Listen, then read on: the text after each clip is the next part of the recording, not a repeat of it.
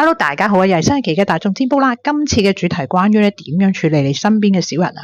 咁喺我哋日常生活之中啦，尤其是喺工作裏面，好多時都會有小人呢個情況嘅，可能係上司啦、同事啦，甚至下屬啦、客人啦等等咧嘅機會都有。咁我哋今日咧就睇下有啲咩方法可以處理呢個小人嘅問題嘅。咁每一個答案咧，今次我解完之後咧，都會提議翻你哋可以用咩水晶去幫助你嘅情況嘅。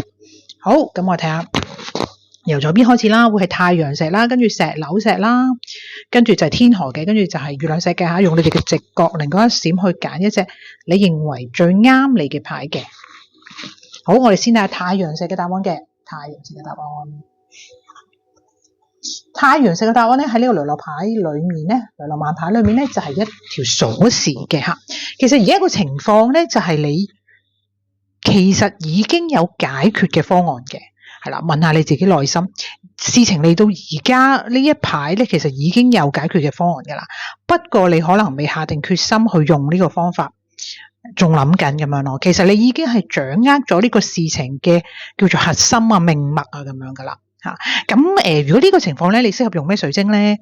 因為咧就適合用嗰啲水晶令到你更加果斷啊吓，咁所以可以幫翻你個尾輪啊或者頂輪啦，所以可以用翻深藍色或者紫色嘅水晶吓。深藍色或者紫色包括有例如青金石啦、藍晶啦、藍寶石啦吓，紫色嘅話可能紫晶啊、紫鋰花等等都可以用到嘅，係啦，你哋可以用石頭啊、用手鏈都可以嘅。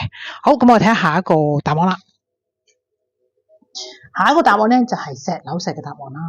石榴石揀咗嘅朋友就留意翻啦吓。石榴石咧係一隻咧 roll 嘅牌嘅，係啦，會見到咧有啲路啊，好似個公園咁啦，有啲路喺上邊吓。其實咧而家事情咧去到一個咩情況咧，就係你真係要作出一個決定噶啦，真係要改變方向啦，唔可以再停留喺而家嘅情況啦吓。咁改變方向係點咧吓？我唔知道，係有機會有啲朋友就係根本就去到已經要轉工啦吓，或者要轉部門啦，或者咧係用啲方法咧係可以避開對方嘅吓。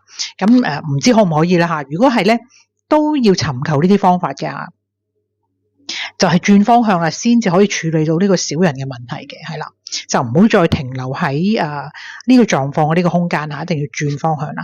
咁呢個時候你可以用咩水晶咧吓？因為呢個就要關於行動力啦吓，你要轉方向，所以咧你適合用啲黑色嘅水晶吓，黑色包括有黑曜石啊，例如或者黑碧璽啊，呢都可以啦吓，或者深紅色都可以嘅。其實呢兩個色都係對應翻我哋海底輪，令到我哋更多行動力嘅活力咁樣嘅吓，或者石榴石啊呢啲都可以，或者係紅色嘅馬路嗰啲都可以嘅，係啦，可以用呢啲水晶去幫你嘅情況嘅。好，我哋睇下第三個答案啦。第三個答案咧就係天河石嘅答案嘅，睇下天河石出一隻咩牌啊？天河石咧就出現一個咧好大嘅山喎，你見到啊？好大嘅山，咁佢咩意思咧？就係咧呢個答案就麻麻地，點解咧？因為似乎咧你嘅小人咧，我唔知一個定幾多個啦，似乎佢咧真係有靠山啊，所謂吓，或者講緊咧佢個勢力係比較大嘅，所以咧好似好難咧係應付佢，或者同佢係正面交鋒噶，係啦，咁或者本身佢自己個地位咧都比較高嘅吓，比較難超越嘅咁樣啦，咁所以似乎暫時好似你乜都做唔到嘅吓，因為你自己就係唔夠佢嚟噶啦。又或者咧，你揾翻咧同階級嘅人幫手啦，或者你要揾啲上司啊、老闆幫手先得咁樣吓。咁有咩水晶可以幫手咧吓？因為你而家係需要冷靜平靜，因為而家現時你係唔適合同佢係正面交鋒吓。咁所以你可以用啲白色嘅嘢嘅，係啦，白色例如有透石膏啦、白晶啦、閃靈珠呢啲咧都適合嘅，係啦，令你個人更加冷靜平靜咁喺呢件事裏面嘅。好，我哋睇下 last 個答案啦。月亮石都可以，都係白色，我見到月亮石係啦。咁好，睇 last 個答案啦。